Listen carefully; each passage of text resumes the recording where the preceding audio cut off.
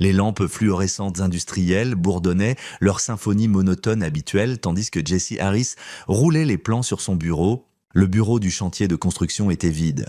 À l'exception de lui, et cela depuis 3 heures, il s'était porté volontaire pour le quart d'inspection de nuit parce que le salaire était doublé et que l'anniversaire d'Emma approchait. Elle avait demandé des fournitures d'art, le genre coûteux que les vrais artistes utilisent, avait-elle dit avec ses yeux bruns sérieux qui lui rappelaient tant les siens. Il jeta un coup d'œil à son téléphone. 1h47 du matin, l'inspection s'était déroulée plus vite que prévu. Pas de problème structurel, pas de violation de code. Il pouvait rentrer chez lui 5 heures plus tôt, peut-être attraper quelques heures de sommeil avant qu'Emma ne se réveille. Elle se faufilait toujours dans leur chambre à 6h30 les samedis matins, murmurant « Papa !» jusqu'à ce qu'il feigne de se réveiller avec une surprise exagérée. Jesse verrouilla le bureau et marcha jusqu'à son camion, son souffle visible dans l'air glacial. Les hivers du Minnesota étaient brutaux, mais il avait grandi avec eux. Le charbon était honnête. Il ne prétendait pas être autre chose que ce qu'il était. Le trajet jusqu'à la maison prit 21 minutes à travers des rues vides. Sa maison en banlieue était sombre, sauf pour la lumière du Porsche que Becky laissait toujours allumée. Il était marié à Becky Malone, maintenant Becky Harris, depuis 9 ans. Ils s'étaient rencontrés lors d'une collecte de fonds pour un collège communautaire où elle faisait du bénévolat, ses cheveux auburn captant la lumière, tandis qu'elle riait à quelque chose que son ami avait dit. Elle avait été gentille alors, ou peut-être voulait-il simplement voir de la gentillesse. Jesse s'engagea dans l'allée et coupa le moteur. Quelque chose clochait. La fenêtre de la chambre d'Emma était sombre, mais ce n'était pas inhabituel. Ce qui le tracassait, c'était cette subtile anomalie dans l'air, cette sensation que quelque chose est déplacé avant même de pouvoir le nommer. Il entra dans la maison en silence, ne voulant réveiller personne. Le salon était vide, éclairé seulement par la lueur tamisée d'une lampe de table que Becky laissait allumée quand elle sortait. Il monta les escaliers et ouvrit doucement la porte d'Emma. Le lit était vide. Le pouls de Jesse s'accéléra. Il vérifia la salle de bain, puis leur chambre. Becky était là, étalée sur leur lit, encore entièrement vêtue, son téléphone serré dans une main. Il secoua son épaule. « Becky, où est Emma ?» Elle remua, plissant les yeux vers lui avec un regard flou. « Jesse, qu'est-ce que tu fais à la maison ?» Ses mots étaient légèrement pâteux. Avait-elle bu ? Où est Emma ? Elle est chez papa. Larry l'a emmenée là-bas vers 20h. Becky bâilla et se tourna. Il a dit qu'elle avait besoin d'apprendre la discipline. « Retourne te coucher !» Une glace envahit les veines de Jesse. Stuart Malone vivait à 15 minutes de là, dans une maison trop grande pour une personne et remplie de meubles antiques que les enfants n'avaient pas le droit de toucher. Emma détestait y aller. Pourquoi est-elle là à 2h du matin ? Je ne sais pas, Jesse. Demande à Larry. Il a dit que c'était important. Les yeux de Becky se fermèrent déjà. Jesse resta là 3 secondes, faisant des calculs. Quelque chose n'allait pas. Emma avait 7 ans. Elle devrait être dans son lit, pas chez son grand-père au milieu de la nuit. Il était de retour dans son camion avant que Becky puisse poser une autre question. Les rues étaient vides tandis que Jesse roulait, ses jointures blanches sur le volant. La maison de Stuart se dressait au bout d'un cul-de-sac, un monument colonial à l'argent ancien et aux rancunes encore plus anciennes. Jesse n'avait jamais aimé son beau-père, et le sentiment était réciproque. Stuart avait clairement fait comprendre dès le début que sa fille avait épousé en dessous de sa condition Jesse, le directeur de construction, avec des mains calleuses et une éducation dans une école d'État, n'était pas assez bien pour lui seul. En tournant dans la rue, ses phares balayèrent quelque chose qui fit arrêter son cœur. Emma, elle se tenait sur la pelouse devant la maison, une petite silhouette en pyjama rose, tenant un morceau de carton au-dessus de sa tête. Ses pieds étaient nus sur l'herbe couverte de neige. Jesse gara le camion en catastrophe et courut. Il traversa la pelouse en quelques secondes, soulevant Emma dans ses bras. Elle tremblait violemment, sa peau glacée, ses lèvres d'un bleu terrifiant. Il arracha sa veste et l'enroula autour d'elle, la serrant contre sa poitrine. « Ah bah !» murmura-t-elle, sa voix à peine audible. « N'entre pas !» Jesse regarda le carton qui était tombé au sol, des lettres majuscules écrites au marqueur noir. « Je suis une menteuse. Bébé, que s'est-il passé ? Pourquoi es-tu dehors ?»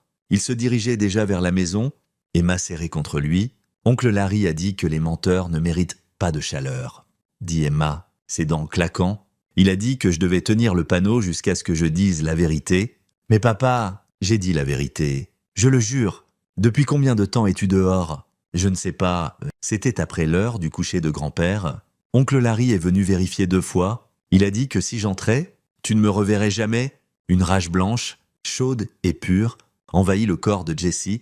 Il porta Emma au camion, alluma le moteur et le chauffage, et l'enroula dans toutes les couvertures qu'il gardait sur la banquette arrière. « Reste ici, ma petite, verrouille les portes, je reviens tout de suite. Papa, s'il te plaît. » Mais Emma. Il attendit d'entendre les verrous cliquer, puis se tourna vers la maison. Par la fenêtre de devant, il voyait des lumières allumées dans le salon, des silhouettes en mouvement, le son de rire. Jesse essaya la porte. Déverrouillée, il entra. La maison sentait le cigare et le bourbon. Jesse traversa le vestibule, passant devant des photos de famille qui ne l'avaient jamais inclus. Vers le son des voix, ses bottes laissaient des traces humides sur le parquet. Tu aurais dû voir sa tête quand je lui ai dit qu'elle gèlerait si elle n'avouait pas. La voix de Larry Malone, le frère aîné de Becky, un avocat d'entreprise qui portait des costumes coûtant plus cher que les paiements du camion de Jesse.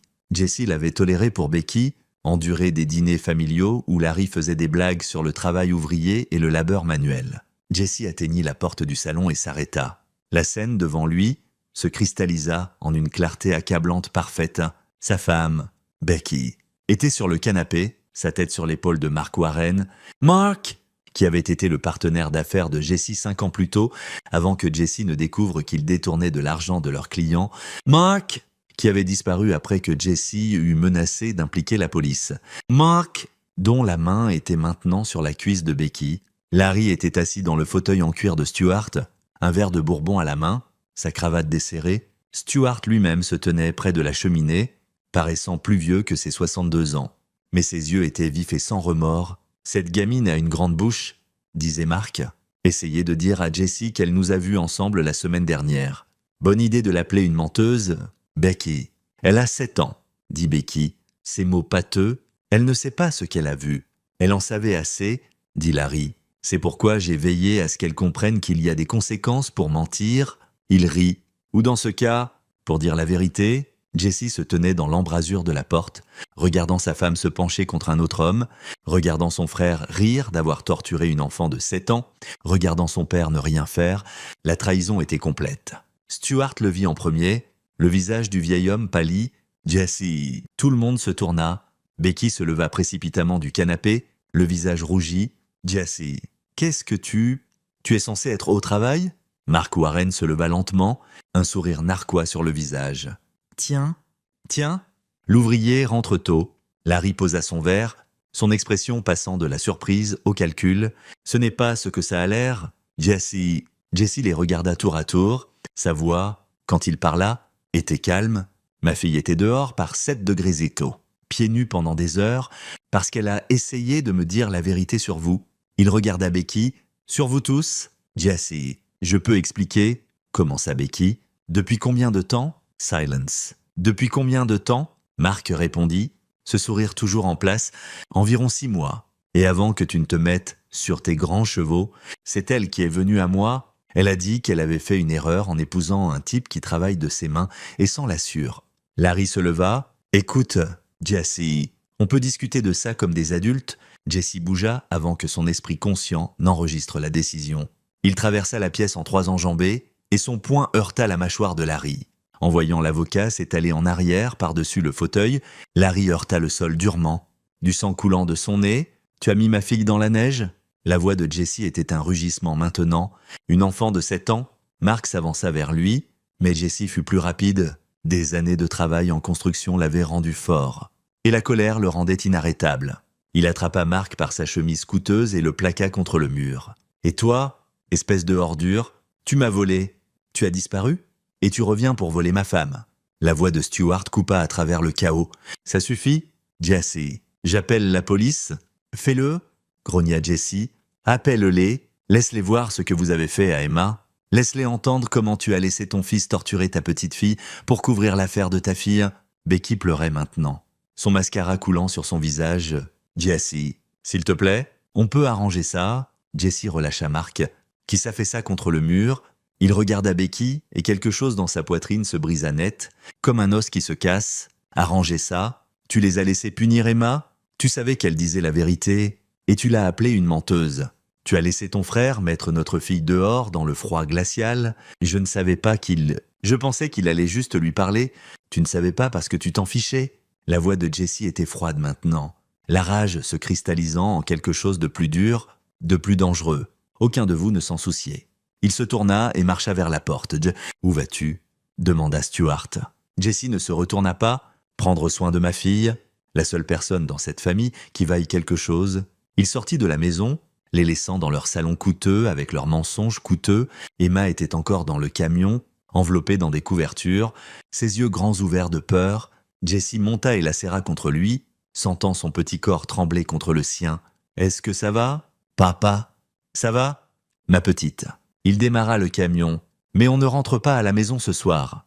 On va à l'hôpital pour s'assurer que tu vas bien. Puis on va quelque part en sécurité. Et maman ?» Jessie sentit la question d'Emma comme un couteau entre ses côtes. Il embrassa le sommet de sa tête. « Laisse-moi m'inquiéter de ça. D'accord. Pour l'instant, tu dois te réchauffer. » Tandis qu'il s'éloignait de la maison des Malone, l'esprit de Jessie travaillait déjà, cataloguant les preuves, planifiant les étapes suivantes. Ils avaient blessé sa fille. Ils l'avaient trahie de la pire façon possible. Et ils pensaient s'en tirer parce qu'ils avaient de l'argent, des avocats et le nom de famille Malone.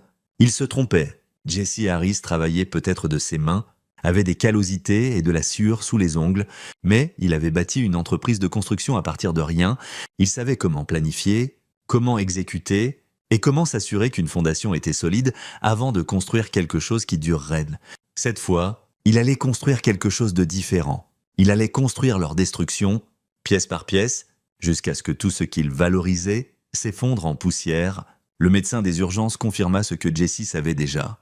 Emma irait bien physiquement, hypothermie légère. Mais sa température corporelle remontait régulièrement. Il voulait la garder en observation, ce qui convenait parfaitement à Jessie. Cela lui donnait du temps pour réfléchir, planifier et passer des appels. Le premier appel fut à son avocat, Austin Riley, un jeune avocat tenace qui l'avait aidé avec ses contrats d'affaires et était devenu un ami. Austin répondit à la 3e sonnerie. Sa voix ensommeillée. « Jessie, il est 4 heures du matin. J'ai besoin que tu me rejoignes au County General maintenant et apporte un enregistreur. » La voix d'Austin s'aiguisa. « Que s'est-il passé ? Je demande la garde d'urgence et le divorce. J'ai un témoin qui a 7 ans et qui a une hypothermie légère pour avoir été laissé dehors, comme punition pour avoir dit la vérité. J'ai besoin que tout soit documenté. J'arrive dans 20 minutes. » Le deuxième appel fut à Glenn Weiss, un détective privé avec qui Jessie avait travaillé sur une affaire de fraude en construction 2 ans plus tôt. Glenn était un ancien du FBI, méthodique et impitoyable quand il s'agissait de trouver la vérité. « Glenn, c'est Jessie Harris ? J'ai besoin de toi pour un boulot. Surveillance complète, vérification de fonds, dossier financier, tout ce que tu peux trouver sur 4 personnes. » Il énuméra les noms. Becky Harris, Mark Warren, Larry Malone, Stuart Malone. J'ai besoin de preuves d'une liaison, d'irrégularité financière, tout ce qui peut être utilisé au tribunal ou ailleurs. L'argent n'est pas un problème. Dans combien de temps ? Here, donne-moi 1 semaine, je trouverai ce dont tu as besoin. Le 3e appel fut le plus dur. Jessie composa le numéro de son frère aîné, Dominic Glass, techniquement son demi-frère. Il partageait un père qui était parti quand Jessie avait 3 ans, qui vivait à Chicago et dirigeait une entreprise de construction 2 fois plus grande que celle de Jessie. Ils n'étaient pas proches, mais le sang comptait quand c'était important. « Dom, c'est Jessie. Jessie, qu'est-ce qui ne va pas ?» Jessie expliqua en phrases courtes. Dominique écouta sans interrompre, puis sa voix traversa la ligne, dure comme l'acier. « Tu as besoin d'argent ? D'aide légale ? Quoi ? J'ai besoin qu'Emma soit quelque part en sécurité pendant que je gère ça. Becky a de l'argent familial et des avocats. J'ai besoin d'agir vite et de savoir qu'Emma est à protéger. Envoie-la-moi. Mélissa voulait rencontrer sa nièce de toute façon. On la gardera en sécurité, on l'inscrira à l'école ici si nécessaire. Et Jessie, quoi que tu aies besoin pour enterrer ces gens, appelle-moi. » Au moment où Austin arriva, Jessie avait passé 2 autres appels et un plan se formait. Il n'était pas complet, mais les fondations étaient là. Austin regarda Emma dormant dans le lit d'hôpital, le dossier médical documentant son état, et sa mâchoire se serra. Ils l'ont vraiment mise dehors pendant des heures. Son oncle l'a menacée, a dit que si elle entrait, elle ne me reverrait jamais. La plume d'Austin glissa sur son bloc-notes en traits rapides et furieux. On obtient une ordonnance de restriction aujourd'hui, audience de garde d'urgence lundi. Et Jessie, on va les détruire. dit Jessie calmement, regardant sa fille. Moi, toi, assure-toi juste que c'est assez légal pour que je garde Emma. Austin l'étudia un moment. Qu'est-ce que tu planifies? Rien qui te concerne? En tant que mon avocat, tu es mieux sans savoir? Jessie. Austin, ils ont mis ma fille de 7 ans dans la neige, pieds nus, au milieu de la nuit. Ils ont torturé une enfant pour couvrir une liaison. Tu veux vraiment savoir ce que je planifie? Austin referma son bloc-notes. Non, je suppose que non. Mais quoi que ce soit, assure-toi que ça ne puisse pas être retracé jusqu'à toi. C'est le plan. Au cours des 3 jours suivants, Jessie agit avec la précision qu'il utilisait sur ses projets de construction. Emma partit à Chicago avec Dominique et sa femme Melissa, excitée par des vacances, pour rencontrer sa tante, son oncle et ses cousins. Jessie lui dit que c'était temporaire, juste jusqu'à ce que des affaires d'adultes soient réglées. Elle l'avait serré fort à l'aéroport et murmurait « Je t'aime, papa, je suis désolée d'avoir dit « N'excuse jamais de dire la vérité », avait dit Jessie, la serrant contre lui. « Jamais. Tu as fait ce qu'il fallait et je suis fier de toi. » L'audience de garde d'urgence était prévue pour lundi. Austin déposa les documents documentant l'hypothermie d'Emma, les dossiers hospitaliers et la déclaration assermentée de Jessie sur le fait de l'avoir trouvée dehors. Il déposa aussi pour le divorce et une ordonnance de restriction contre Becky, Larry et Stuart. La réponse de Becky arriva par son avocat dimanche soir, une contre-poursuite affirmant que Jessie avait agressé Larry et Mark, demandant la garde complète d'Emma et alléguant que Jessie était un père inapte qui travaillait des heures excessives et négligeait son enfant. Jessie lut les documents dans sa maison vide et sourit. Il pensait pouvoir le déjouer avec des avocats et de l'argent. Il ne comprenait pas qu'il ne prévoyait pas de les combattre au tribunal. Du moins pas seulement au tribunal. Le tribunal n'était que la bataille visible. La vraie guerre se déroulerait dans l'ombre, où Jessie avait passé les 3 derniers jours à poser les bases. Glenn Weiss appela dimanche soir. « J'ai des résultats préliminaires. Tu veux les mauvaises nouvelles ou les pires ?» Tout. Mark Warren vit dans un appartement au centre de Minneapolis depuis 3 mois. Le bail est sous une LLC, mais je l'ai retracé jusqu'à Stuart Malone. Il le finance. Warren n'a pas de revenus visibles. Pas de boulot, mais il conduit une nouvelle BMW et dépense de l'argent comme s'il en avait plein. Je parie que Stuart le subventionne. Continue. Larry Malone a un problème de jeu. Pas de connaissances publiques, mais il est endetté pour environ 40 000 $ sur des sites de paris offshore. Il fait des paiements, mais il est tendu. Son cabinet d'avocats ne le sait pas encore, mais ils le sauront bientôt. J'ai une source dans leur département comptable. Et Becky, ta femme a transféré de l'argent au compte LLC de Mark. De petites sommes, à intervalles réguliers, commencées il y a environ 6 mois. Comme Warren l'a dit, elle utilise des fonds du compte joint. Jessie absorba cela. Sa femme avait volé de leurs finances partagées pour soutenir son amant. Et Stuart, c'est là que ça devient intéressant. Stuart Malone a des problèmes d'argent, des gros. Il a pris une 2e hypothèque sur sa maison il y a 8 mois. Ses investissements ont pris un coup et il a vendu des actifs. Cette mansion coloniale où il vit, elle est hypothéquée jusqu'au plafond. L'argent de la famille Malone. La plupart est parti. Jessie s'adossa à sa chaise. L'image devenait plus claire. Il finance Mark pour garder Becky heureuse. Mais pourquoi Stuart subventionnerait-il la liaison de sa fille? Je travaille là-dessus. Donne-moi quelques jours de plus. Mais Jessie, quoi que tu planifies, ces gens sont désespérés. Les gens désespérés font des choses stupides. Je compte là-dessus. Après avoir raccroché avec Glenn, Jessie s'assit dans le salon qui s'assombrissait de la maison qu'il avait achetée pour sa famille, pensant que Becky l'avait épousée 9 ans plus tôt quand l'argent des Malone était encore solide. Elle avait semblé assez contente, même heureuse parfois. Qu'est-ce qui avait changé? Son téléphone vibra, un texto d'un numéro inconnu. On doit parler. Rencontre-moi au Rosedale Coffee demain. Desire. Viens seul. Jay. Jessie fixa le message. Jay. Le seul Jay auquel il pouvait penser était Jenny Harvey, la sœur cadette de Becky. Il répondit. Comment as-tu mon numéro? Ton avocat l'a donné à la secrétaire d'Austin. Je lui ai dit que j'étais de la famille. S'il te plaît. Jessie, il y a des choses que tu dois savoir sur ce qui se passe. Des choses qu'Emma ne sait pas. Des choses que personne ne sait. Jessie réfléchit. Jenny avait toujours été différente du reste des Malone. Plus calme. Moins impressionnée par l'argent et le statut. Elle travaillait comme infirmière et vivait dans un appartement modeste, refusant les offres de Stuart de l'installer correctement aux rassemblements familiaux. Elle était généralement la seule à parler à Jessie comme à une personne plutôt qu'à un serviteur. J'y serai. Demain était lundi. L'audience de garde était à 14 heures. Il aurait le temps de rencontrer Jenny, d'évaluer si c'était un autre piège ou potentiellement une alliée, puis de se rendre au tribunal. Jessie regarda autour de la maison vide. Becky n'avait pas essayé de rentrer. Elle restait chez Stuart.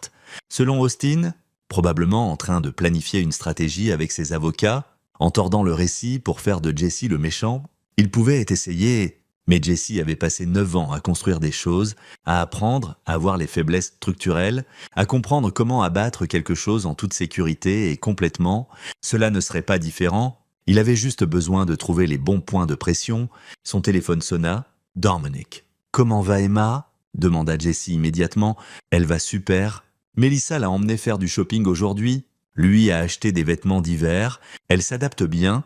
Mais toi, quand vas-tu lui dire pour le divorce ? Quand j'aurai la garde sécurisée, je ne veux pas qu'elle s'inquiète.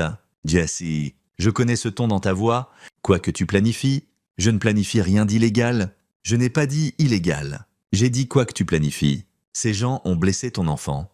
Je comprends, mais ne jette pas ta vie pour la vengeance. Je ne jette rien, dit Jessie calmement. Je reprends ce qui est à moi, ma fille, ma dignité, ma vie.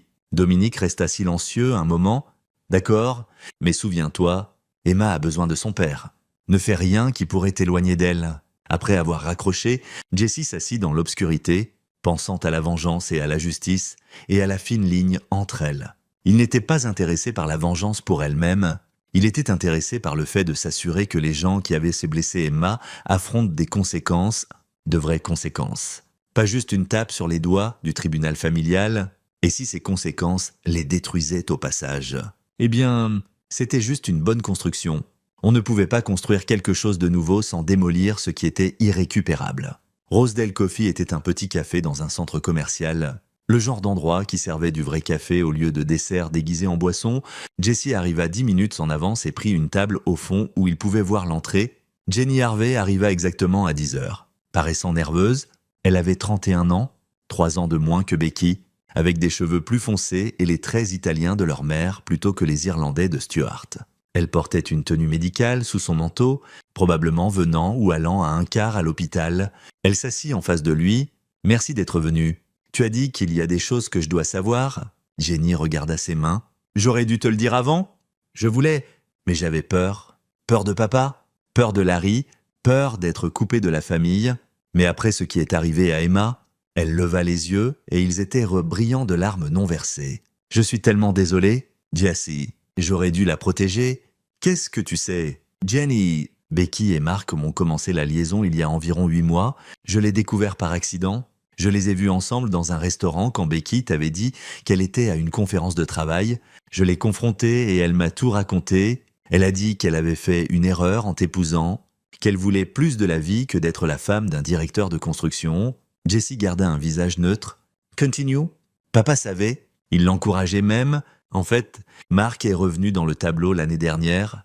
Il a contacté Becky, a dit qu'il avait fait fortune et voulait se racheter.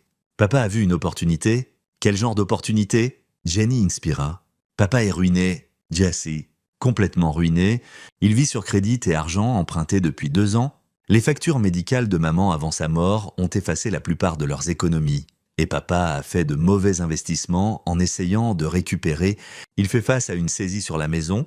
Et Mark a dit à papa qu'il avait fait une fortune en crypto-monnaie. Il a offert d'aider papa avec ses problèmes financiers si papa facilitait une réconciliation avec Becky. Papa a accepté. Il pousse Becky à divorcer de toi et à épouser Mark, promettant que l'argent de Mark résoudrait tous leurs problèmes. Jessie assimila cela. Est-ce que Mark est vraiment riche ? Jenny secoua la tête. Je ne pense pas. Je crois qu'il les arnaque. Mais papa est assez désespéré pour y croire. Et Becky s'est convaincue que la vie serait meilleure avec quelqu'un qui peut lui donner le style de vie qu'elle pense mériter. Et Larry est impliqué parce que papa a promis de payer ses dettes de jeu une fois que Becky et Mark seront mariés. Il planifie ça depuis des mois. Jessie, la liaison, le divorce, tout. Emma, découvrant Becky et Mark, n'était pas dans le plan. Quand elle t'a dit ce qu'elle avait vu, ils ont paniqué. Donc, ils l'ont appelée une menteuse et l'ont torturée pour s'assurer que je ne la croirais pas. Jenny hocha la tête, des larmes coulant sur son visage. Je ne savais pas pour cette partie. Je le jure, je ne savais pas que Larry ferait ça. Quand j'ai entendu pour Emma à l'hôpital, j'ai voulu le tuer moi-même. Jessie étudia le visage de Jenny. cherchant la tromperie.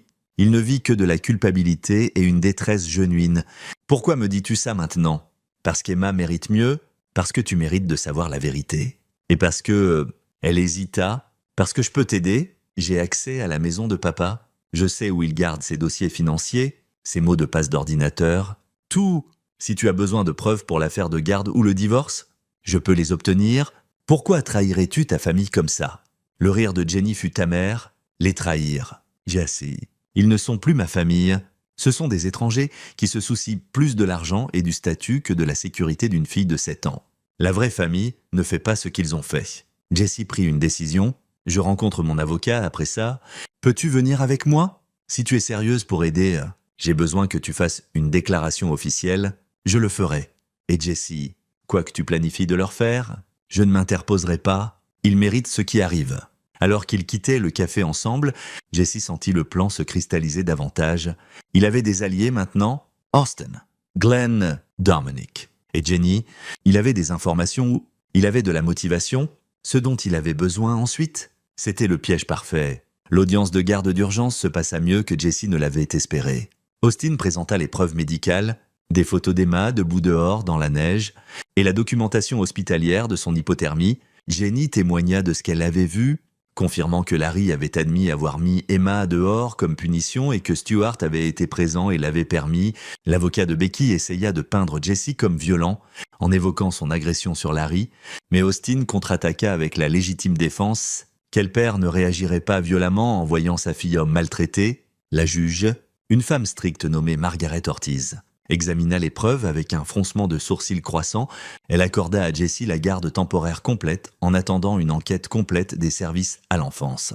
Becky se vit accorder des visites supervisées seulement, avec supervision fournie par un moniteur désigné par le tribunal, pas des membres de la famille, en dehors de la salle d'audience. Becky essaya d'approcher Jessie, mais son avocat la retint. Jessie vit la colère dans ses yeux, l'incrédulité qu'elle perdait. Elle s'était attendue à ce que l'argent et les connexions de sa famille l'emportent.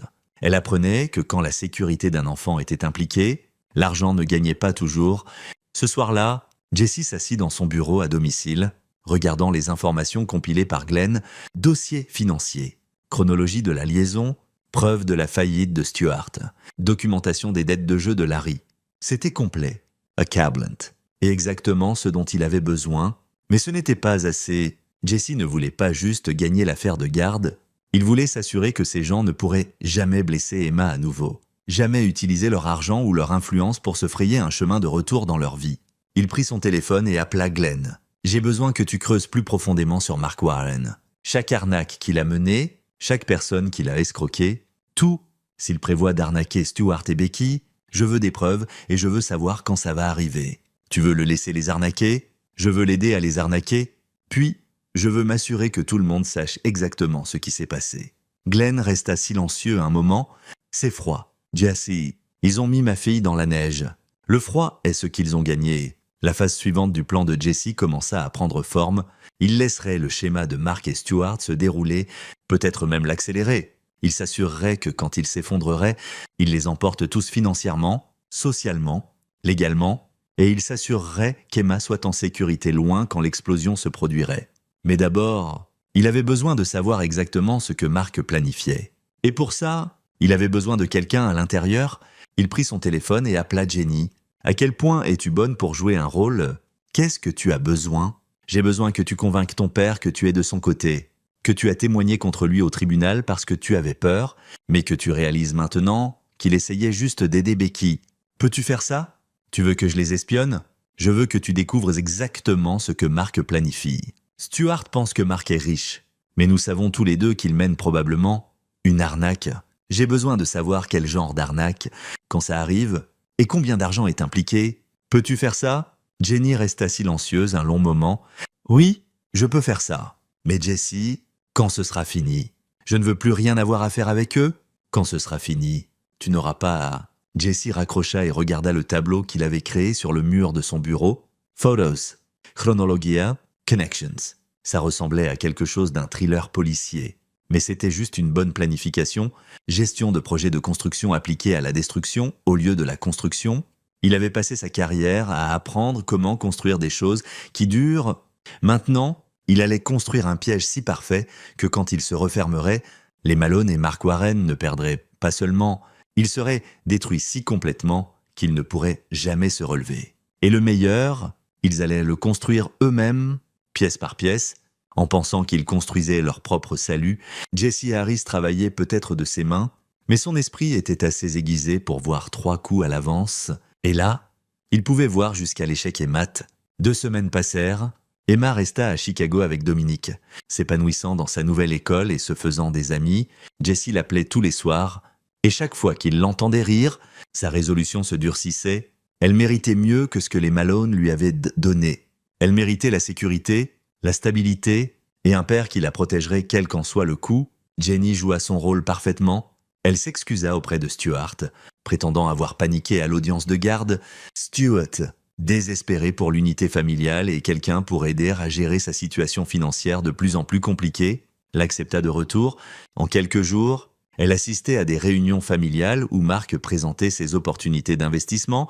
Il mène un schéma Ponzi classique, rapporta Jenny lors d'une de leurs réunions clandestines avec Jesse dans un dîner en dehors de la ville. Il a convaincu papa que s'il investit ce qui reste de son argent plus quelques prêts supplémentaires, Mark peut le tripler en 6 mois via une venture en crypto-monnaie.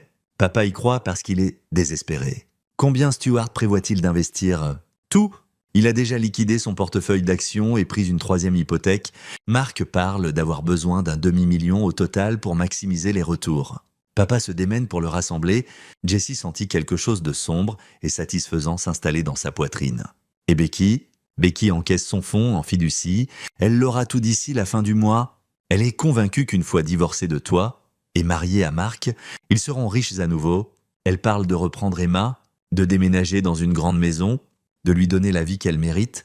Les mains de Jesse se serrèrent sur sa tasse de café. Elle pense qu'elle va récupérer Emma. Elle le pense vraiment? Son avocat lui a dit que l'enquête des services à l'enfance ne trouvera rien. Larry prétend que tu l'as attaqué en premier et qu'il se défendait juste.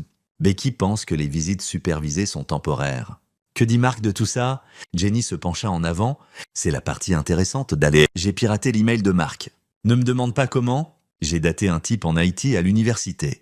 Mark communique avec quelqu'un nommé Raymond Moss. Il prévoit de prendre l'argent et de disparaître dès que tout le monde a investi. Il y a des billets d'avion achetés pour les îles Caïmans, informations de compte bancaire, tout. Mark prévoit de s'évanouir le même jour que le divorce de Becky de toi est finalisé. Jesse s'adossa, l'esprit en ébullition. C'était mieux qu'il n'avait espéré. Mark prévoyait de les arnaquer tous, ce qui signifiait que Jesse n'avait pas à les détruire. Il avait juste à s'assurer que l'arnaque se passe publiquement et que tout le monde voit exactement à quel point les Malone avaient été stupides. Mais il avait besoin de timing. Il avait besoin que la garde d'Emma soit finalisée d'abord. Il avait besoin que son divorce soit finalisé. Et il avait besoin que l'arnaque de Mark se passe d'une façon qui maximise les dommages et assure des poursuites pénales. Quand Mark prévoit-il de disparaître? Dans 3 semaines, juste après que le fonds en fiducie de Becky soit débloqué. 3 semaines. Jesse pouvait travailler avec ça. Peux-tu obtenir des copies de toutes les communications de Mark? Les emails, les infos bancaires, les billets, déjà fait. Jenny glissa une clé USB sur la table.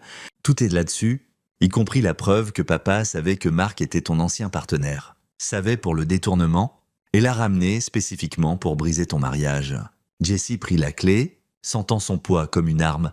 Tu es sûr de vouloir faire ça? Une fois que j'utilise ces informations, il n'y a pas de retour en arrière. Ta famille saura que tu les as trahis. Ils ont cessé d'être ma famille quand ils ont blessé Emma. Je suis prête. Ce soir-là, Jesse rencontra Glenn et Austin dans le bureau de Glenn, une pièce spartiate au-dessus d'un agent de caution dans le centre de Minneapolis. Ils étalèrent les preuves sur le bureau, dossier financier, transcription d'email, relevé bancaire, tout. Austin siffla bas, c'est assez pour mettre Mark en prison pour une décennie. Fraude électronique, conspiration. Le FBI adorerait ça. Pas encore, dit Jesse. D'abord, je veux que ça arrive. Je veux qu'ils donnent à Mark chaque centime qu'ils ont, puis je veux m'assurer qu'ils ne puissent ne pas prétendre à l'ignorance ou récupérer quoi que ce soit. Glenn hocha la tête lentement. Tu veux qu'ils soient ruinés et exposés? Je veux qu'ils soient détruits financièrement, socialement, légalement. Je veux que tout le monde sache ce qu'ils sont. Des idiots crédules qui ont abusé d'une enfant pour protéger une liaison, puis se sont fait arnaquer pour la peine. Je veux que chaque country club, chaque cercle social, chaque connexion professionnelle sache que les Malone sont finis. Et Mark va en prison. Mais seulement après avoir pris tous deux, Austin se tortilla mal à l'aise. Jesse, ça frôle une ligne légale fine. Je ne fais rien d'illégal. Je ne fais que ne pas arrêter un crime en cours. Y a-t-il une loi qui dit que je dois avertir les gens qu'ils vont se faire arnaquer? Techniquement, non. Moralement, c'est une autre question. Ces gens ont torturé ma fille. Je n'ai pas de scrupules moraux à les regarder se détruire. Glenn s'adossa à sa chaise. Tu sais que ce que tu fais va blesser beaucoup de gens. Stuart n'est pas le seul investi dans ça. Larry met de l'argent aussi. Non. Et le fonds en fiducie de Becky qui était probablement destiné à Emma éventuellement, Jesse y avait pensé. Le fonds en fiducie le dérangeait, mais pas assez pour changer son plan. Becky a fait son choix quand elle les a laissés abuser d'Emma. Quant à l'argent qui aurait pu aller à Emma un jour, je m'assurerai qu'elle soit prise en charge. Je n'ai pas besoin de l'argent des Malone pour ça. D'accord, dit Glenn. Alors voilà ce que je propose. On laisse l'arnaque de Mark se dérouler exactement comme prévu. Mais on s'assure que quand ça s'effondre, les preuves sont partout. Medias, police, autorité régulatrice. On en fait une histoire assez grande pour qu'il n'y ait pas moyen de l'étouffer. Les Malone deviennent un compte moral. Et en attendant, tu finalises ta garde d'Emma et ton divorce de Becky. Verrouille tout légalement avant que l'explosion n'arrive. Comme ça, quand Becky perd tout, elle ne peut pas venir après toi pour du soutien ou prétendre qu'elle a besoin d'Emma pour la stabilité émotionnelle. Jesse regarda le calendrier, 3 semaines jusqu'à la disparition prévue de Mark. L'audience de garde finale était dans 2 semaines. Le divorce pouvait être finalisé sur un calendrier accéléré si Becky acceptait les termes, ce qu'elle pourrait faire si elle pensait devenir riche bientôt. Ça pouvait marcher. Ça marcherait? Faisons-le, dit Jesse, mais je veux une chose de plus. Je veux rencontrer Raymond Moss. Glenn et Austin échangèrent des regards. Pourquoi? Demanda Austin. Parce que je veux m'assurer qu'il sait exactement ce que ces gens ont fait. Je veux qu'il sache qu'il n'arnaque pas juste une famille riche. Il aide à faire tomber des gens qui ont torturé une enfant. Je veux qu'il soit motivé pour faire son boulot chedi. Glenn hocha la tête lentement. Je peux arranger ça. Mais Jesse, rencontrer Moss te rend partie de ça. Tu es sûr de vouloir cette exposition? Je suis déjà partie de ça. Je m'assure juste que ça arrive comme il faut. 2 jours plus tard, Jesse s'assit dans un bar à Sainte. Paul en face de Raymond Moss, un homme maigre dans la quarantaine avec des yeux vifs et l'air de quelqu'un qui avait passé sa vie à lire les gens, le partenaire en crime de Mark, l'homme qui avait aidé à planifier l'arnaque. Vous êtes l'ex-mari? Dit Moss sans préambule. Pourquoi je vous parle? Parce que je sais ce que vous planifiez. Et je veux aider. L'expression de Moss ne changea pas. Pourquoi aideriez-vous quelqu'un à arnaquer la famille de votre ex-femme? Parce qu'ils ont mis ma fille de 7 ans dehors dans le froid glacial comme punition pour avoir dit la vérité. Parce qu'ils prévoient d'utiliser leur argent pour me l'enlever. Et parce que je veux qu'ils n'aient plus rien pour se battre quand ce sera fini. Moss réfléchit. Mark a dit que l'ex-mari était un ouvrier en construction, un type simple, pas une menace. Mark sous-estime beaucoup de gens, c'est pourquoi il est allé en prison la première fois que je l'ai attrapé à voler nos clients. C'est pourquoi il pense que cette arnaque marchera. Vous avez envoyé Mark en prison? J'ai menacé. Il a disparu avant que je puisse y dire. Maintenant, il est de retour en train de mener une arnaque sur mon ex-femme et sa famille. Et je vais m'assurer que ça réussisse au-delà de ses rêves les plus fous. Moss sourit lentement. Vous êtes un salaud vindicatif. Je suis un père protégeant sa fille. Si ça fait de moi un salaud, je suis d'accord. Ils parlèrent pendant 1 heure. Jesse montra à Moss la preuve de ce que les Malone avaient fait à Emma, les dossiers hospitaliers, les photos, le témoignage d'Emma. Il expliqua toute la situation, la liaison, la couverture, l'abus. À la fin, l'expression de Moss s'était durcie. J'ai arnaqué beaucoup de gens, dit Moss. Des idiots riches qui pensent être plus intelligents que tout le monde, mais je tire la ligne à blesser des enfants. Ce qu'ils ont fait à votre fille. Il secoua la tête. Ouais, je m'assurerai que ça fasse mal. Je ne veux pas que vous changiez le plan. Exécutez-le parfaitement. Prenez chaque centime qu'ils ont. Rendez-le public. Assurez-vous qu'ils ne puissent pas se cacher ou prétendre être des victimes. Faites-en des exemples. Qu'est-ce que vous y gagnez? La paix d'esprit et la garde de ma fille, sans qu'ils aient les ressources pour me combattre. Moss tendit la main. Marchez. Mais si ça tourne mal et qu'on se fait attraper, je ne vous ai jamais rencontré? D'accord. Ils se serrèrent la main, 2 hommes avec des motivations très différentes, travaillant vers le même but. Jesse quitta le bar, se sentant plus léger qu'il ne l'avait été depuis des semaines. Le piège était tendu. Tout ce qu'il avait à faire maintenant était d'attendre que les Malone marchent dedans. L'audience de garde finale eut lieu une semaine plus tard. L'enquête des services à l'enfance avait conclu que Jessie fournissait un environnement domestique stable et sûr. Les visites supervisées de Becky s'étaient de mal passées. Emma était renfermée et anxieuse autour de sa mère, et le moniteur du tribunal nota que Becky passait la plupart des visites sur son téléphone ou à se plaindre de la supervision. Les accusations d'agression de Larry contre Jessie avaient été abandonnées après que des preuves montrent que Larry avait admis à plusieurs personnes avoir mis Emma dehors dans le froid. Le procureur décida que la réaction de Jessie était justifiable vu les circonstances. La juge Ortiz accorda à Jessie la garde physique et légale complète d'Emma. Becky se vit accorder des visites supervisées limitées avec possibilité de réévaluation dans 6 mois en attendant la complétion de cours de parentalité et une évaluation psychologique. Le visage de Becky blanchit quand le jugement fut lu. Elle se leva abruptement. « C'est faux, il la monte contre moi. Je suis sa mère. »« Madame Harris, » dit la juge Ortiz froidement, « vous avez permis que votre fille soit placée dehors dans des conditions météorologiques dangereuses. Vous avez priorisé votre liaison sur sa sécurité. Les preuves sont accablantes. Soyez reconnaissante d'avoir des visites du tout. » En dehors de la salle d'audience, Becky confronta Jessie. « Ce n'est pas fini. Quand j'épouserai Mark, j'aurai les ressources pour faire appel. Je te combattrai jusqu'à ce qu'Emma comprenne que c'est toi le problème. Pas moi. » Jessie regarda sa bientôt ex-femme et ne ressentit que de la pitié. « Bonne chance avec ça. Becky, je suis sûr que les millions de Mark résoudront tous tes problèmes. » Il s'éloigna, la laissant là, son avocat essayant de la calmer. Une semaine plus tard, le divorce fut finalisé. Becky avait accepté les termes de Jessie sans beaucoup se battre. Elle gardait la maison, il gardait la garde complète d'Emma et son entreprise. Elle semblait presque impatiente de signer, probablement parce qu'elle pensait upgrader vers une meilleure vie bientôt. Jessie déménagea dans une maison plus petite, plus proche de la nouvelle école d'Emma à Chicago. Il avait transféré ses opérations d'affaires, amenant son équipe principale avec lui.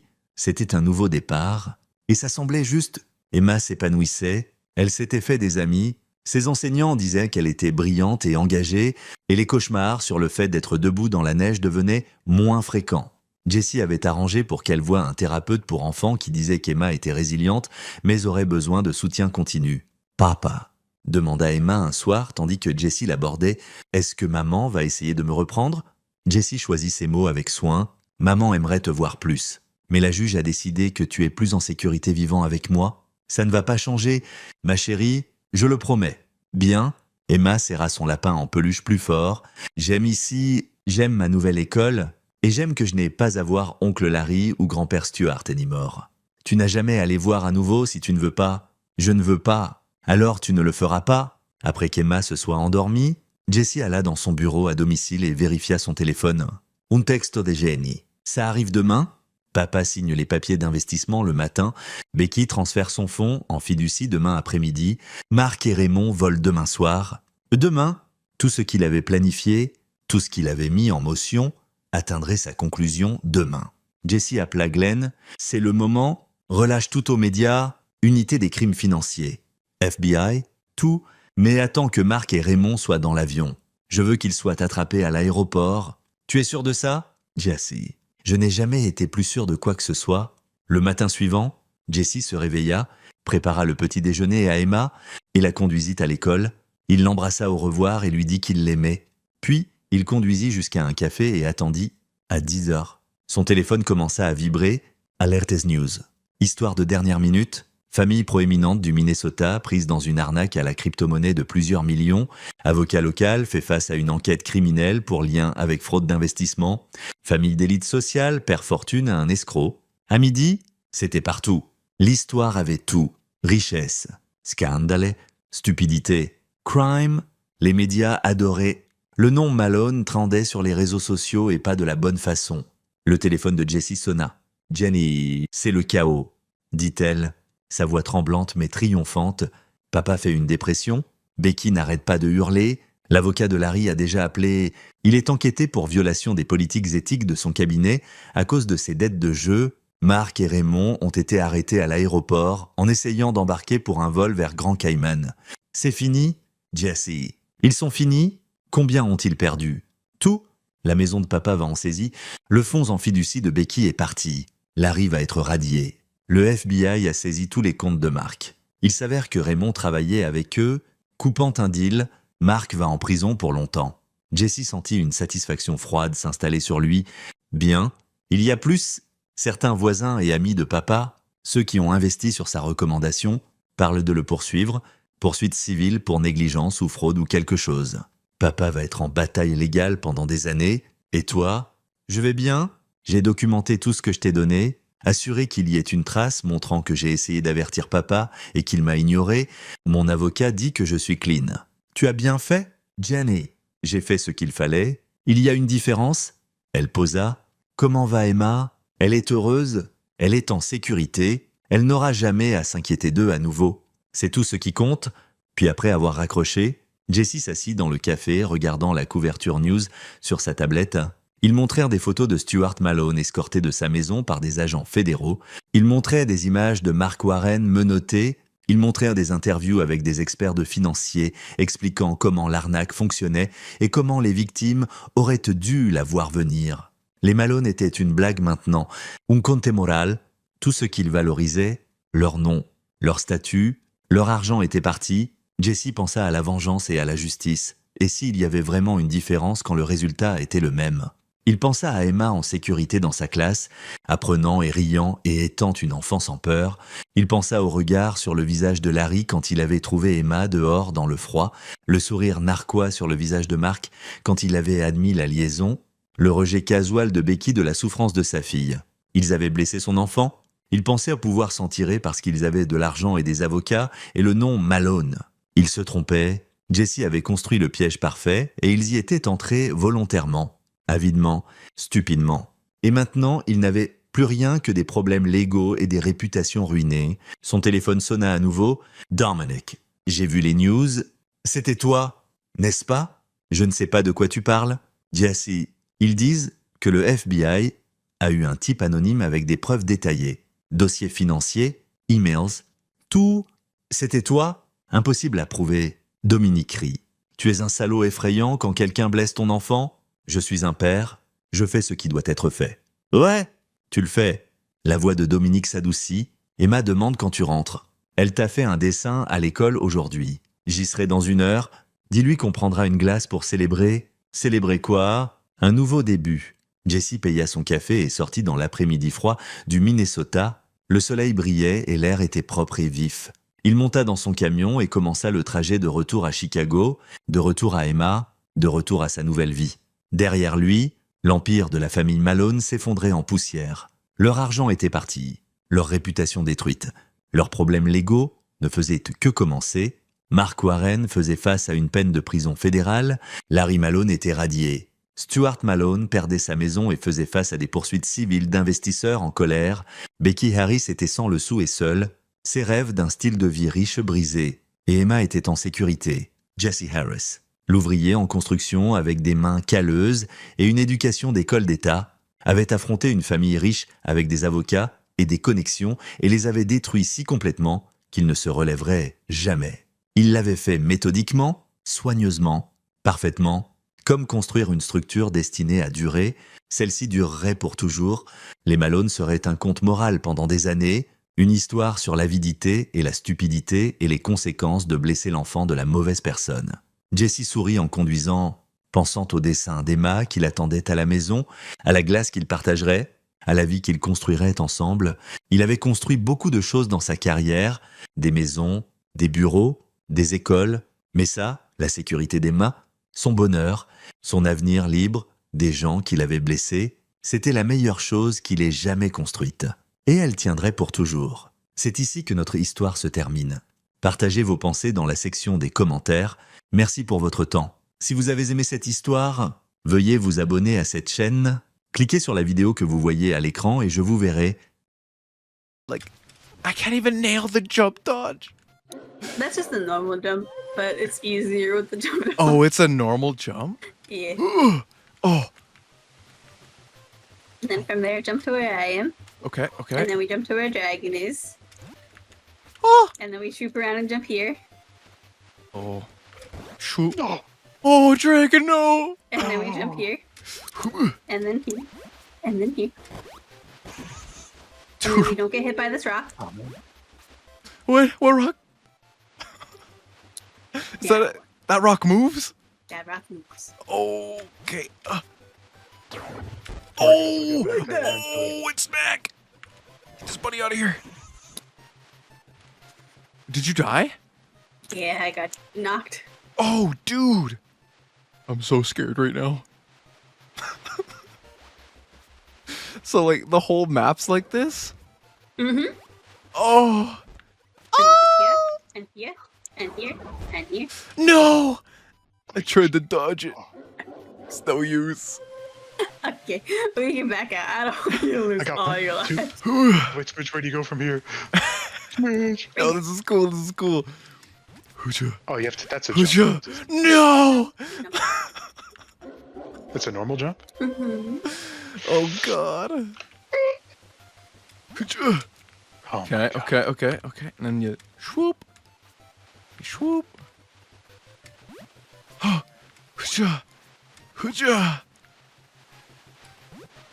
All right, so wait. Stay there. Walk forward slightly till he starts to activate and dodge backwards.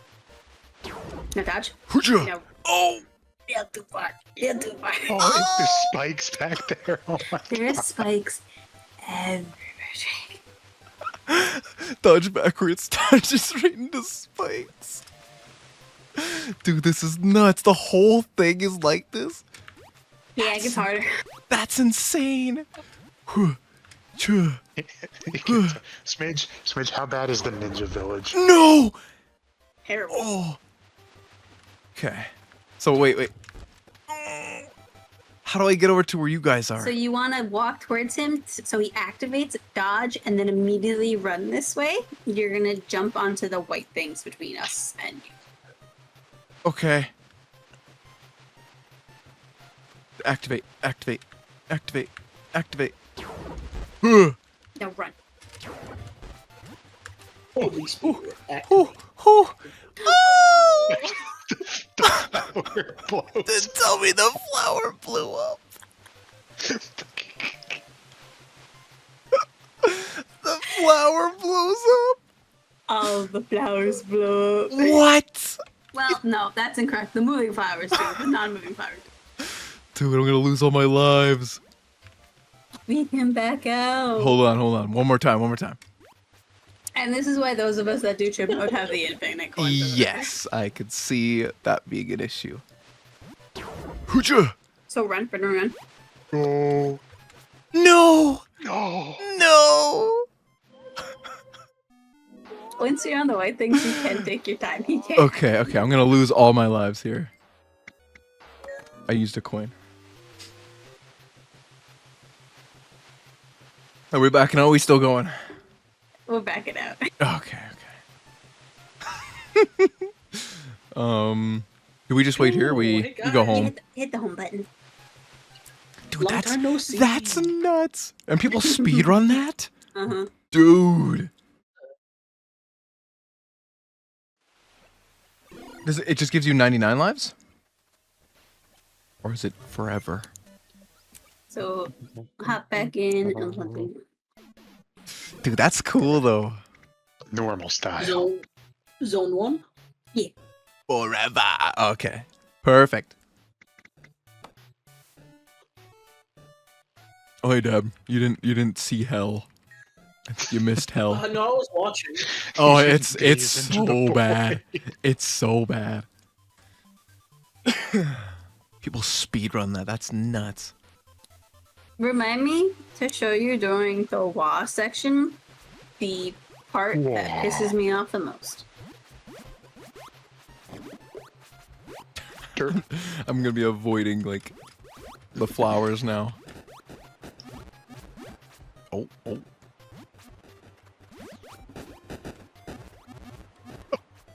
I'm gonna wait a second. My big chungus body saved me from falling right there. Technique. I want one. Oh. Bye, dragon. Bye.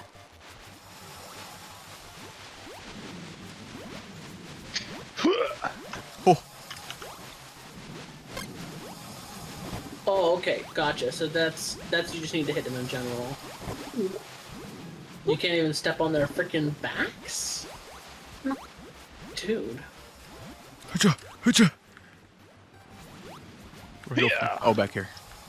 So this one is easier with a jump dodge, but you can do it with normal. I just did not do anything. Oh, gotcha.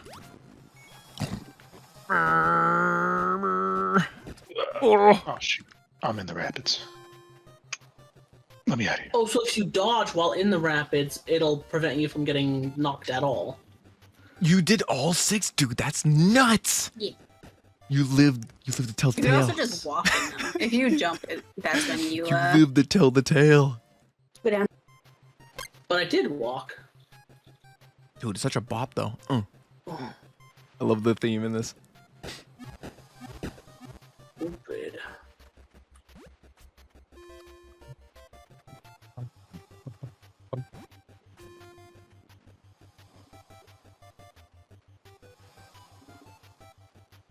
Parkour. No, get back up. Parkour. Having minor difficulties. You got this. Ah, I did it. Let's go.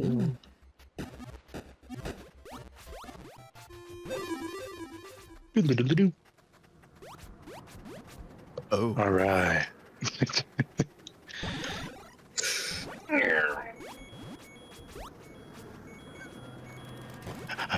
No, Sass. Bye, guys. Oh, it's so scary being last in line. Oh no, brother. Oh, Oh, oh my goodness. Whew, whew. Bob and weave. Bob and weave. Whew. Go, go, go, go, go. Oh my! Oh, look out. They jumping me. Oh my god, they're just jumping me. Oh, Hold on, if I whip him, it'll stun him, right? Oh god, wait, that's not gonna work out. Oh, what?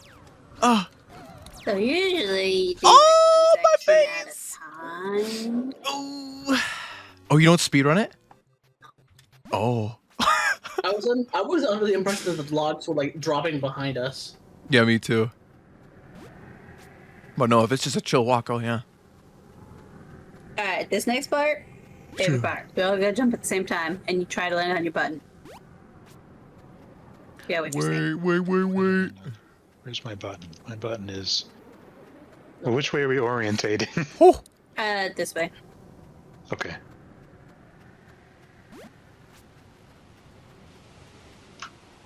All right, what's going on? What I miss?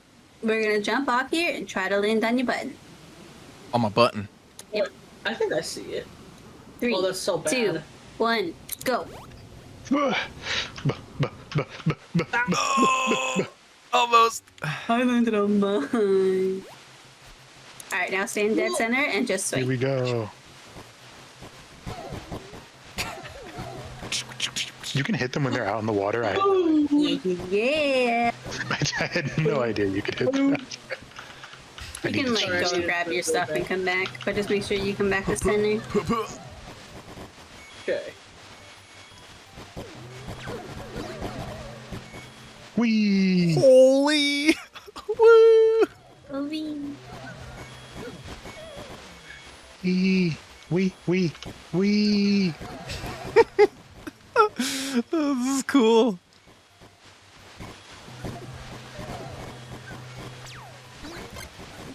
Ooh.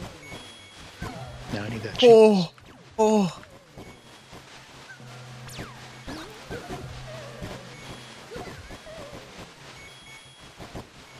We're almost there.